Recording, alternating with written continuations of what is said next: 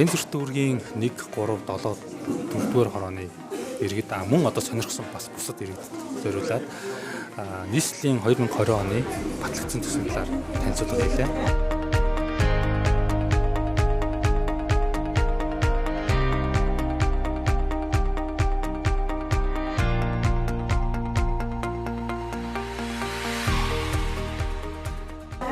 Иргэд маань бол бас энэ талаар мэдээлэл авахыг хүсдэг тийм ээ.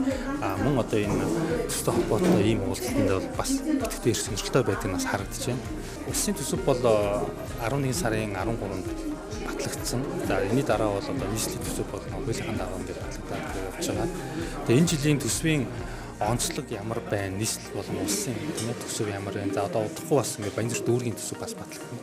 Тэгээ энэтэй холбоотой танилцуулга мэдээлэл өгсөн. Ер нь бол улсын төсөв дээр бол 2 их найдын алдагдлалтайгаар нэлээд их хэмжээний одоо хөрөнгө оруулалтын ажлуудыг хийх ийм төсөв бол улсын хурлаар батлагдсан. Энэ улсын төсвөр хийх нийт ажлын одоо төсөв төртөг бол 10 тэрбум 800 сая төгрөгийн төсвийг суулгасан байлаа. Нийслэлийн хөрөнгө оруулалтаар төсвийн хөрөнгө оруулалтаар хийх одоо төсөв бол үндсэндээ нэг 400 сая төгрөг байна. Тэгэхээр мэдээж хэмжээний хувьд бол улсын төсвөр хийх хэмжээ нь бол хамаагүй том, авраг том юм байна. Одоо тэр дотор байшингийн дээвэр, фасад, хүүхдийн тоглоом байна гэх мэт ийм зүйлүүд орсон. Тэр яг үнийг бол би бол юу ч харж ин гэхээр энэ 2020 оны сонгуул руу чиглэсэн тийм ээ одоо сонгогчдоо одоо би ийм ажил хийлээ шүү, хамгийн тулгымсан асуудлыг шийдэж өглөө шүү гэдгийг харуулах ийм төсвийг улсын хурал маань одоо энэ жил одоо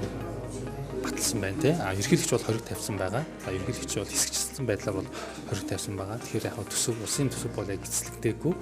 Ерөнхий нуруу нь бол ийм байдлаар гарсан байна.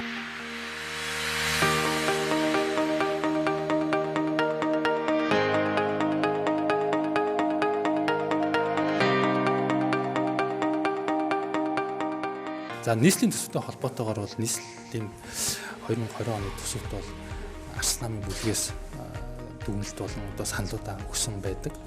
За бидний зүгээс бол одоо 5 санал гаргасан. Нэг нь бол өмч хөвчлөлийн жагсаалтаас стадионыг хасах, тийм ээ, Ахмадын орон сууцны хөтөлбөрөөр хэрэгжүүлэхэд одоо 3 тэрбум төгрөгийг төсвөлж 100% Азийн бизнес аяжуулсан төв болох гэдгээс тэр хэрэггүй одоо өнөөдөр хүртэл үр дүн өгөхгүй байгаа энэ зүйлээс хасъя. За мөн одоо аж аргалтай Улаанбаатар гэдэг индексийг боловсруулахын тулд жил болох 1 тэрбум төгрөг нийслэлийн төсөв суулгаад байгаа. Үүнийг одоо танаад одоо үр дүн гүйцэтгэл нь харагдахгүй. За үүний оронд бага шимжнэрийн индексийн, цалингийн индексийн урамшуудыг нэмнэ. За мөн одоо хэрэгтэй хэрэггүй сургалт семинар, тийм ээ, арга хэмжээ гэсэн ийм зардлууд 1 тэрбумыг танаад Улаанбаатар хотынхоо цөөхөн байгаа хэдэн соёлын өв болсон барилга байшингуудад одондоо гэдэг ийм саналыг нийслэлийн иргэдийн хуралд оруулсан болгож бүх энэ саналууд маань унсан тийм ээ. Ер нь бол нийслэлийн төсөв болоо жилээс жил нэмэгдэж байгаа. Мөн одоо төсвийн урсгал зардлага нь жилээс жил нэмэгдэж байна. Одоо 16 таарчлахад 2 дахин зардал нь нэмэгдсэн. Тэгэхээр бас ийм хэрэгтэй хэрэггүй үрдлэн ийм бас зардлуудаа танах ёстой байсан гэдэг байр суурийг бол бид нар илэрхийлсэн. За одоо төсөв маань бол ийм байдлаар батлагдлаа.